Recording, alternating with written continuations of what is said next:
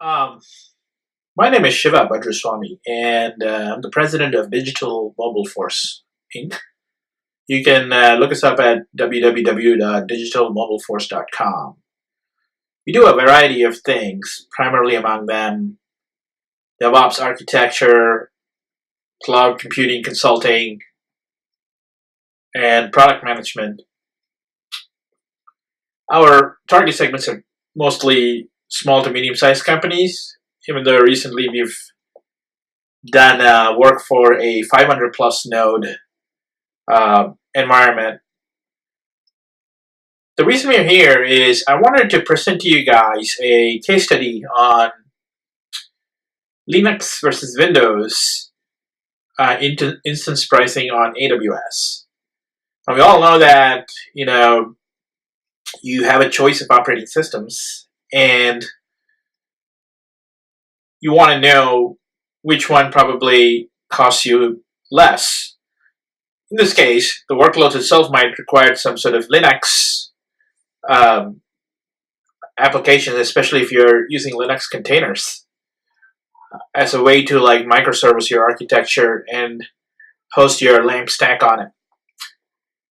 However, in some cases, there might be the opportunity to compare between Linux and Windows as the OS you prefer for your mesh image, especially when you're not using a microservices type of architecture, which Windows may not support.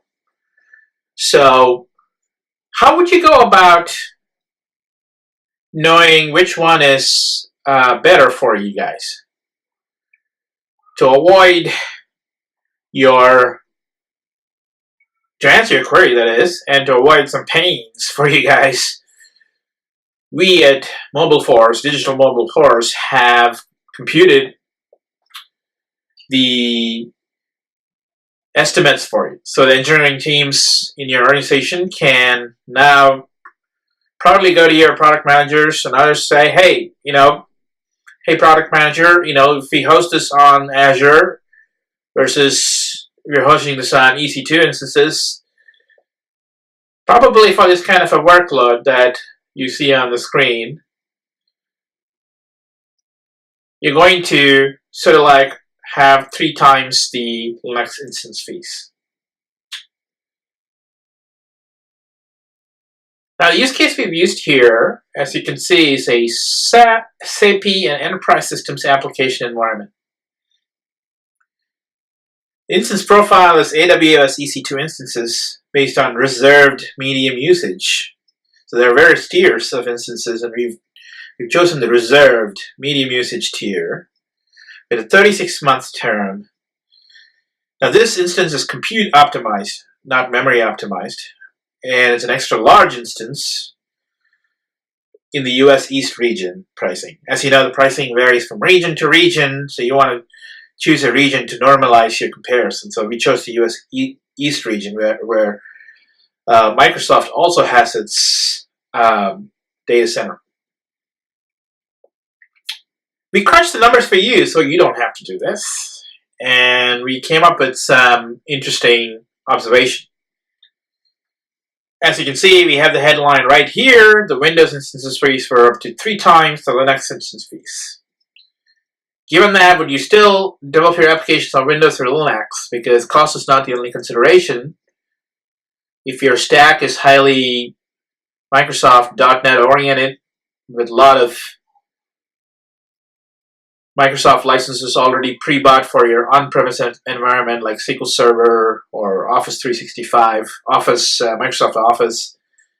And as part of that master service agreement, you're also getting access to Office 365 and SQL Server and Windows Server and hypervisors and so forth. You may still think that you want to stick to Windows, even though the instance fees alone of hosting this on AWS as an infrastructure are 3 times higher than your Linux. So at that point, you have to do an overall cost calculation based on not just the infrastructure costs, which we've computed here for you, but also tack on all the other licensing fees and other package fees. If you're running Linux, of course, a lot of packages are open source and might be free to you, but you still may have to package in some paid packages for higher-end applications, like setting up real-time pipeline throughputs or any sort of continuous integration, continuous deployment type tools. Now that adds to your cost. It adds to your cost for Windows instances as well. So we have not made this complex. We've just compared the bare bones IaaS, infrastructure as a service level virtualization of sort of like Windows instances, Windows OS on EC2 instances versus Linux EC2 instances. So that is the context. Now let's take a look at the data that's kind of come out for this.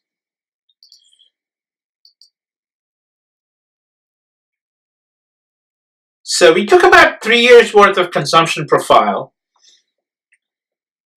and computed how much a Windows instance user would pay versus what a Linux instance user would pay. We kind of computed based on the instance profile that we shared earlier, say, compute optimized Excel size instance comparable across both Azure, for both Windows as well as Linux instance. You would pay about $1.1 million for your Windows instance versus about $360,000 for Linux instance.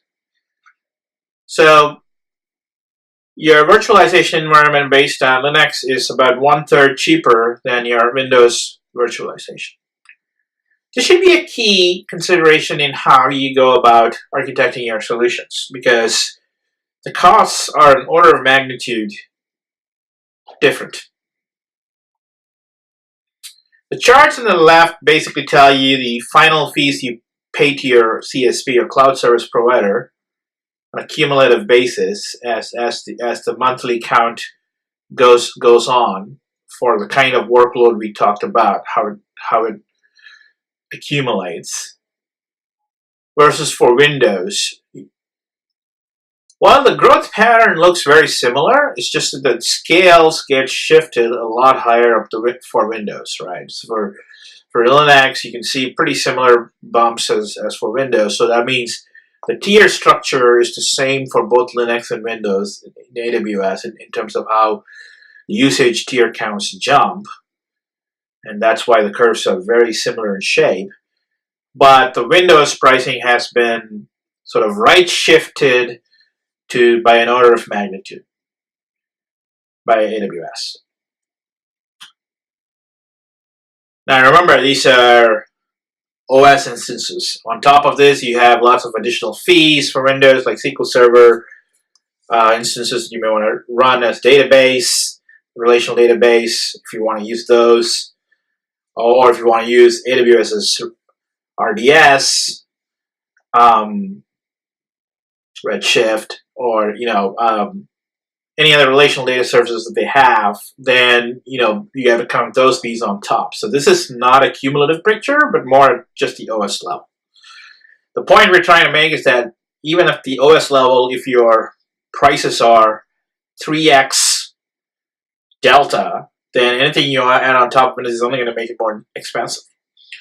So you want to clearly think about whether you want to host Windows on AWS or you want to go for Azure, where Microsoft would obviously have a more competitive price structure so that developers develop and do DevOps on Azure as a stack and move away from AWS. And also given the synergies between a lot of the .NET infrastructure within Azure and the fact that you're utilizing a lot of the Windows tools on Azure, they would obviously give you a price break on Azure. So that also should make you sit up and think about, hey, do I want to go on Azure if this is a Windows application, or do I want to run Windows on AWS? So another interesting thought, right, about how to architect your DevOps here. So the data provides a lot of insights, but you can use this data, but you have to strategize more around it. and gives you how you want to approach your infrastructure environment. So another factor in looking at costs, and which we haven't shown here, is how these scale with the number of nodes. Though for AWS, between Linux and Windows, it's going to scale in the same way as what you see here, even if the server count is very high. It's not like after the server count is 1,000 nodes or so, the Windows price would, cost would be less than the Linux cost, or kind of like you would start matching the Linux cost. It's not the case. It's always an order of magnitude delta over Linux, like you see here. So we wanted to make that point very clear. So that was one of the presentations we made to a customer as to how to architect their DevOps environment based on cost estimates that are available in the public domain. This was done about a couple of years ago, so things might have changed now, and you want to be careful to recalibrate this. But the overall business strategy, if you think about it, is Microsoft would always want to give you a massive price discount if you use their entire Azure stack versus if you want to host Windows on AWS, right? Because they want all of your business to be on Azure and they want to lock you in that. But vendor lock-in is a very sensitive thing for a lot of customers, and if you want to run different workloads on different cloud providers, it'll be a good idea for you to consider whether you want to run different OSs on the same cloud provider, or you want to have specialized cloud providers that specialize in their OSs, and have another OpenStack, sort of your own private data center as well, and have all these clouds work together. Several things can be ascertained from the data that our pricing data and the instances data and the computation power and memory power, but those are performance-based, but it's got a broader impact on DevOps and a broader impact on architecture and sustainability and continuity of your business. We also want to look at security. For example, AWS is HIPAA compliant, whereas Azure is yet to get there. So there are industry-specific needs. Azure might be compliant for some financial services standards, which AWS is not. So there's a lot more to it.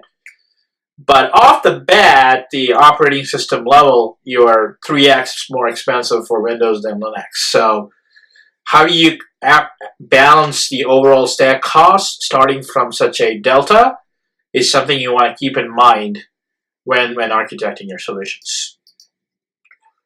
Now, how can we help, right? I mean, this is a complex area. You don't want to have a bunch of PhDs working for you trying to do all of this stuff for you.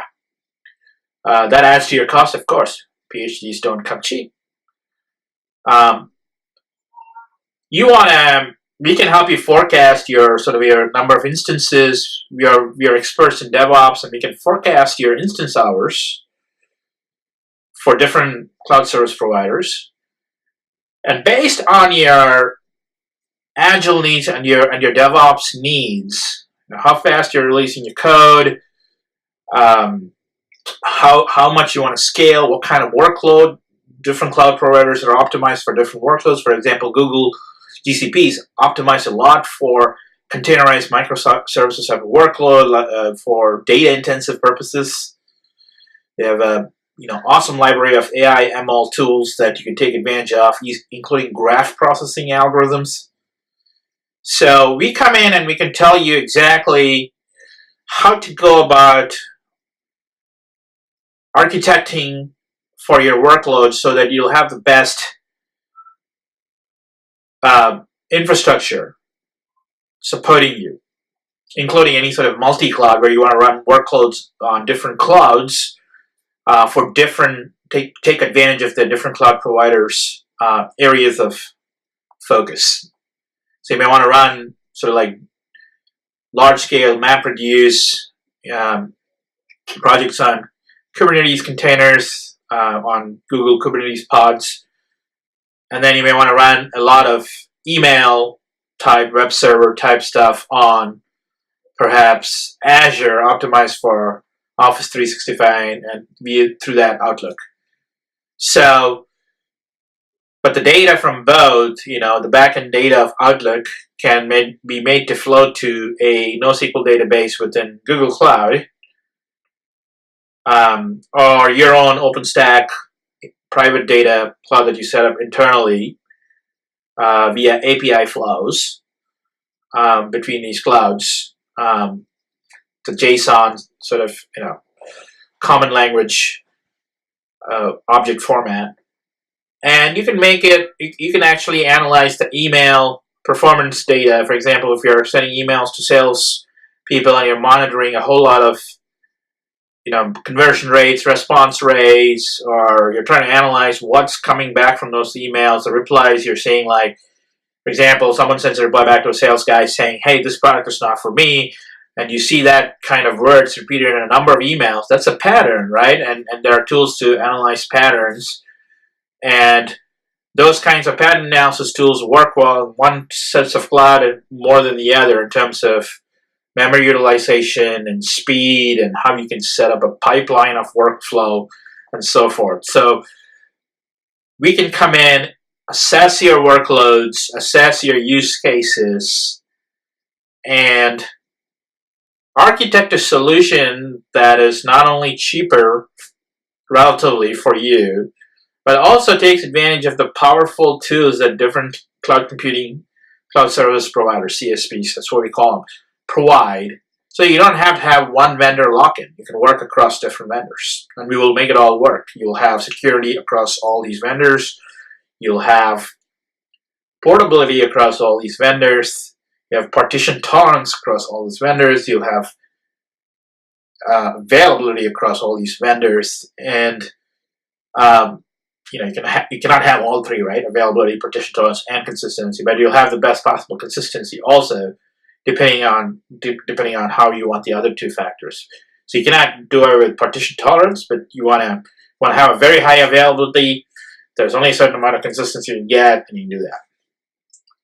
Again, another architectural feature you want to think about is how you want to do a lot of NoSQL type data stores and querying the databases, or are you a relational asset compliance type provider? These days, the cloud providers are all merging all of the asset and base type NoSQL storage into one data lake, if you will, so that you can do all of it. However, there are differences between the providers in terms of how much asset compliance their database really is. For example, MongoDB is working towards a highly asset compliant database, but they're not there yet.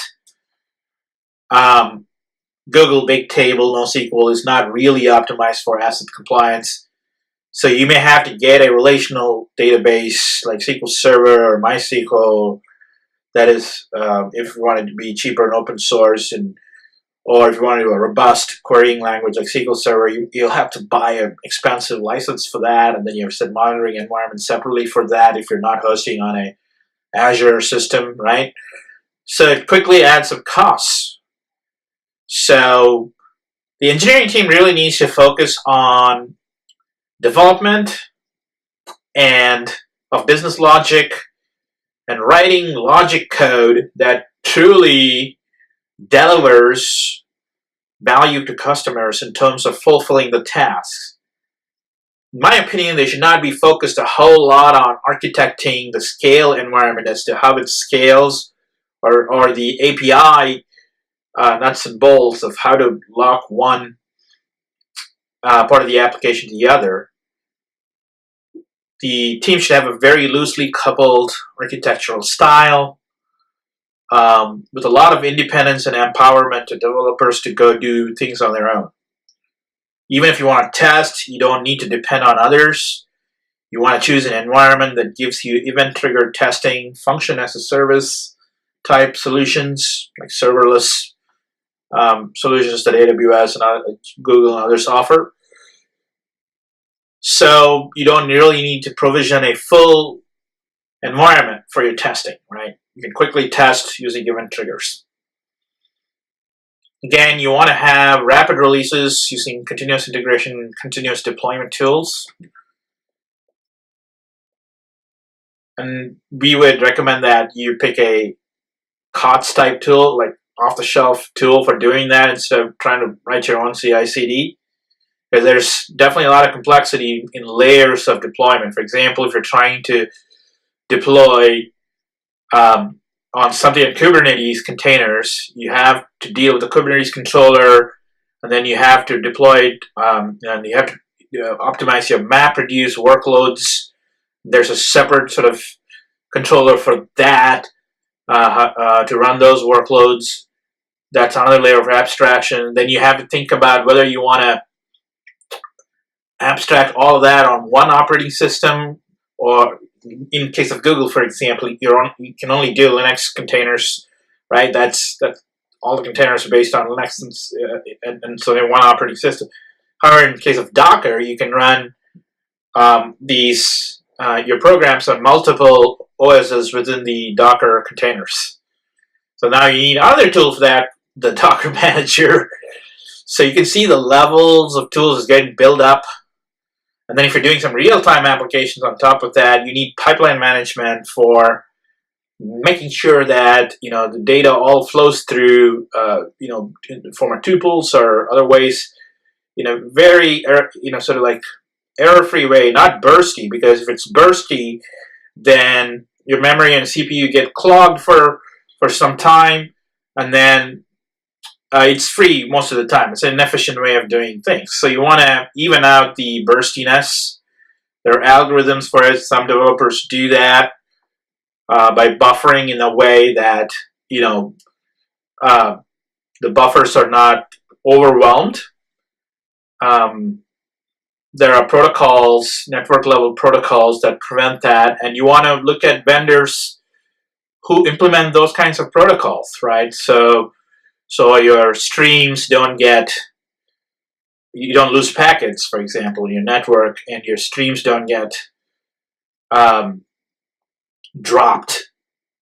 And then your video quality, if you have a video server client, is going to be very poor because your streams got dropped. It may not be not anything to do with your application. It might be something to do with somebody else's application, because these things are multi-tenant architecture in the cloud. Somebody else's traffic might overload the buffers in the NIC cards or the virtual NIC, virtual memory buffers. And a company that has not optimized for those massive streams of data is not the infrastructure you want to go at. If you're like video streaming or something like RSS feeds, or a lot of message sharing, emails, two-line emails out there in millions of instances.